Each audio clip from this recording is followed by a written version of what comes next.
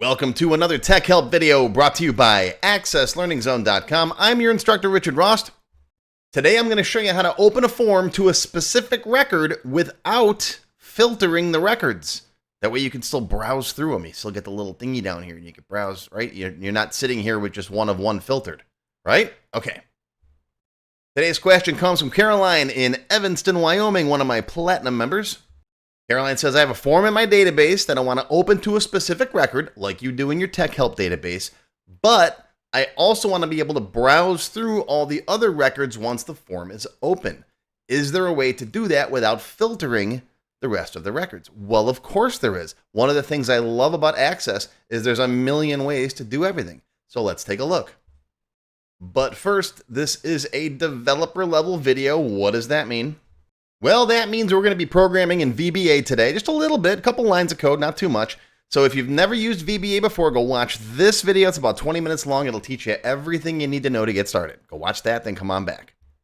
Okay, so here I am in my Tech Help free template. This is a free database. You can get a copy off my website if you want to, and you'll also find videos on there as to how this database was built. There's a couple of different ones.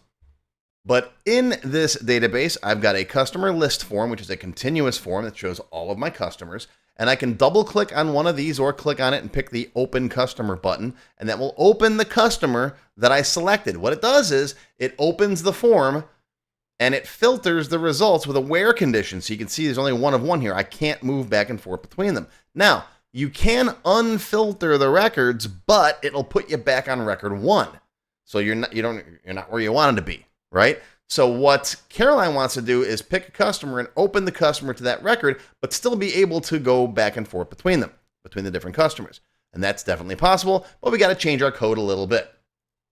Let's take a look at how we open it right now. Now, both this double click event and this button run the same code. And if you right click and go to build event on the button or whatever, you'll see inside the VBA editor, both the double click event and the button run this private subroutine called Open Customer. That way we don't have to have that same code duplicated in two places, right?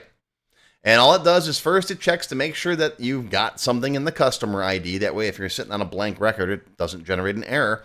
And here's the open form command. It's DoCmd.OpenForm. Customer F is the form we're open, and then comma, comma, comma, and then there's our where condition, right? If you look at the parameters here, if you hit space right there, it'll bring up this thing, right? The text help. What do they call that? The IntelliSense, or wow, there's all kinds of names for it. But the where condition allows you to say, I want to see only customer ID number, whatever, 6, whatever customer you happen to be on.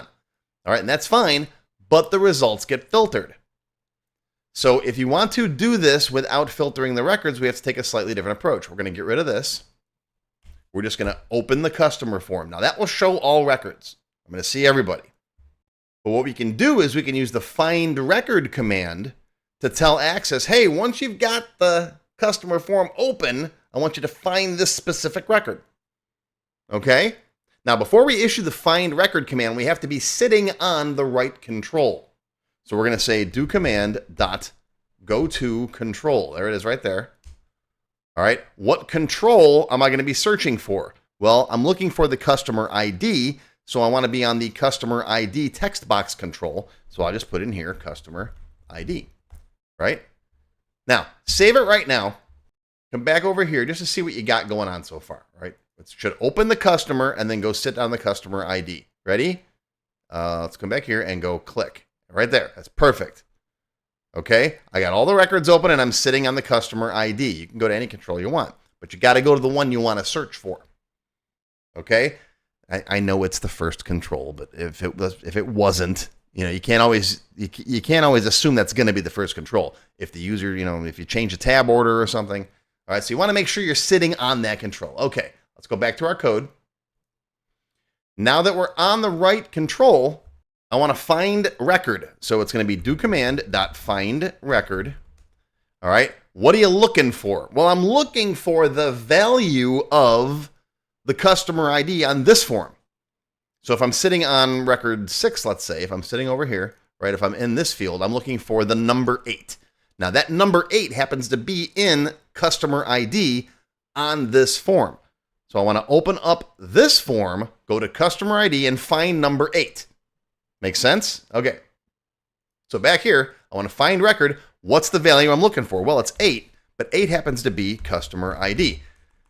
Now, notice I did not put that inside of quotes because I'm not looking for a field named customer ID. I'm looking for the value that's in customer ID. So that customer ID there gets changed to an 8. Make sense? That confuses a lot of beginners, especially whether to put it inside of quotes or not. You don't want the value. You don't want the actual word customer ID. You want the value of the customer ID field. Okay? Now, there's a whole ton of options in here. We don't need any of them. These are designed for different kinds of searches. For example, match. All right, there's AC entire. Let me go back up here so you get the list. All right, there's anywhere, entire, or start. That is, are you looking in the field for anywhere inside the field, the entire field, or the start of the field? Usually this only matters with text. Like if you got, Jonathan and you're looking for just Jon, you'd say at the start of the field. If you want the entire field, then you want entire. If you're doing a search for an ID like this, you want entire, which is the default. You can see right there, it shows you what the default is. Okay? Comma, match case. Again, if you're doing a text search, do you want to match case, upper, lower case? Okay? Again, we don't need to worry about it. Search is, do you want to search all of the records, which is the default, up from the current location or down from the current location? In other words, forward through the records or backward through the records. Again, for this, it doesn't matter. Search as formatted doesn't matter. Again, that's generally dates or text. You want to search as they're formatted in the field. Don't need it if you're searching for an ID. Only current field or all of the fields. In other words, do you want to search all of the fields on this form? Again, usually that only applies to text.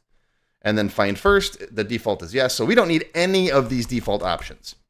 We just need to say, find me that customer ID. Okay? And now let's give it a debug compile once in a while. Go back out here. Let's close these down. I like to close everything down so it saves changes, right? And let's go back in. Let's look for Tasha Yar. I'm going to double click here. And boom, there it goes. Look at that. It opened it up. It went to customer ID, the field. It searched for the 8. And now I'm sitting on record 8 of 33. And I can still browse through the other records. See that? That's pretty cool, right? Yeah? You like that? Now, this method does have some downsides because take a look at how it actually processes. It opens the form, which if you've got tons and tons of records, you got 100,000 customers and you're running over a slow network or over the internet, if you got your backend somewhere else, for example, it's got to open the form, load all the records up, and then it's got to start from the beginning and just run down the list until it finds your record, then it moves there. So you're not going to notice a slowdown if you're dealing with an average size database on a pretty fast local area network. If you got a few hundred, a couple thousand records, no big deal. I use this myself in my database for a few things, and it works okay.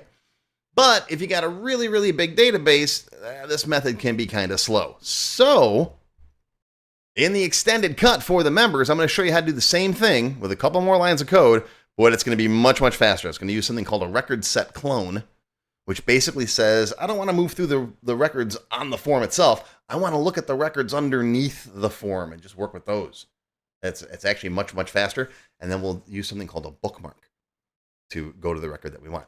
And that's going to be covered in the extended cut for the members. Silver members and up get access to all of my extended cut videos, not just this one, all of them. There's hundreds of them by now, so lots and lots to watch. Gold members can download these databases, and everybody gets some free training. All my members get a free class every month. So check it out.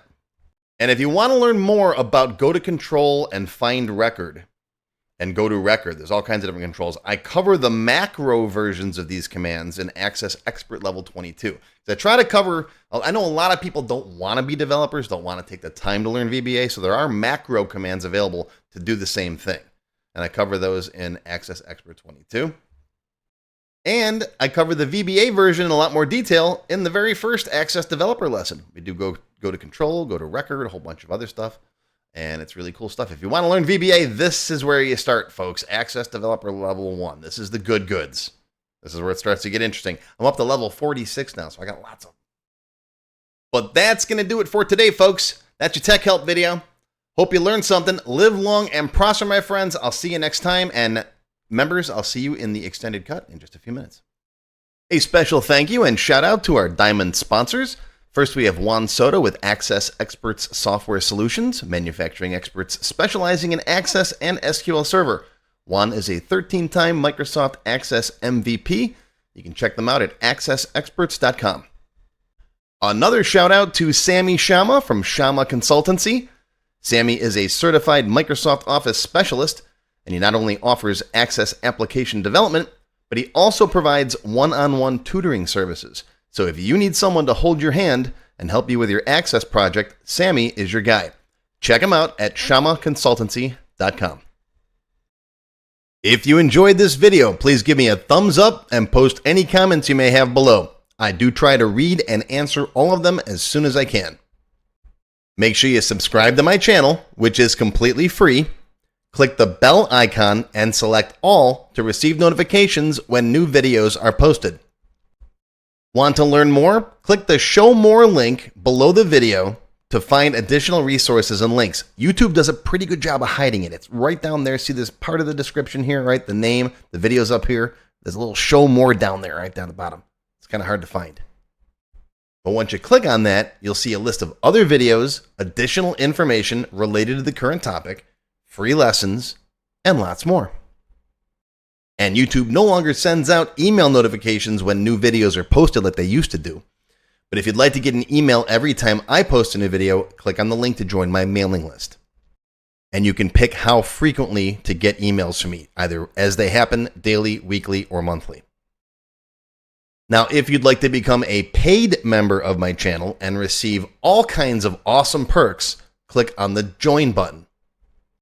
You'll see a list of all the different membership levels that are available, each with its own special perks, including my extended cut videos, access to my code vault, lots of VBA source code in there, template downloads, and lots more. I'll talk more about these perks at the end of the video. Even if you don't want to commit to becoming a paid member and you'd like to help support my work, please feel free to click on the tip jar link. Your patronage is greatly appreciated and will help keep these free videos coming. I got some puppies to feed. But don't worry, no matter what, these free tech help videos are going to keep coming. As long as you keep watching them, I'll keep making more, and they'll always be free. Now, if you really want to learn Access and you haven't tried my free Access Level 1 course, check it out now. It covers all the basics of Microsoft Access, including building forms, queries, reports, and more. It's over 4 hours long. You can find it on my website or on my YouTube channel. I'll put a link down below you can click on. And did I mention it's completely free? The whole thing, free, 4 hours. Go watch it. And okay, a lot of you have told me that you don't have time to sit through a 4-hour course. So I do now have a quicker Microsoft Access for Beginners video that covers all the basics faster in about 30 minutes. And no, I didn't just put the video on fast forward. But I'll put a link to this down below as well. Now, if you like level 1, level 2 is just $1. That's it, $1. And that's another whole 90-minute course. Level 2 is also free for paid members of any level, including supporters. So if you're a member, go watch level 2. It's free. Okay, want to get your question answered in a video just like this one? Visit my Tech Help page and send me your question there. Members get priority, of course. While I do try to read and respond to all of the comments posted below in the comments section, I only have time to go through them briefly a couple of times a month, and sometimes I get thousands of them. So send me your question here on the Tech Help page, and you'll have a better chance of getting it answered. And while you're on my website, be sure to stop by my Access forum. We've got lots of lively conversations about Microsoft Access and other topics. I have a fantastic group of moderators who help me answer questions. Shout out to Alex, Kevin, Scott, Adam, John, Dan, Juan, and everybody else who helps out on the site. I appreciate everything you do. I couldn't do it without you.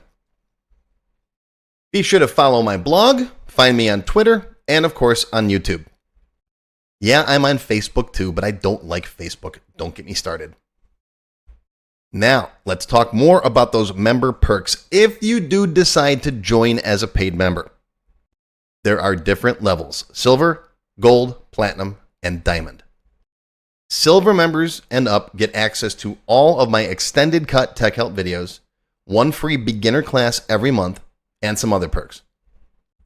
Gold members get all the previous perks, plus access to download the sample databases that I build in my TechHelp videos, plus access to my code vault where I keep tons of different functions that I use, the code that I build in most of the videos. You'll also get higher priority if you do submit any TechHelp questions. Now, answers are never guaranteed, but you do go higher in the list for me to read them. And if I like your question, you got a good chance of it being answered. You'll also get one free expert level class each month after you've finished the beginner series.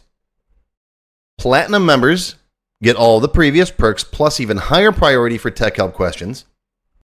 You get access to all of my full beginner level courses for every subject.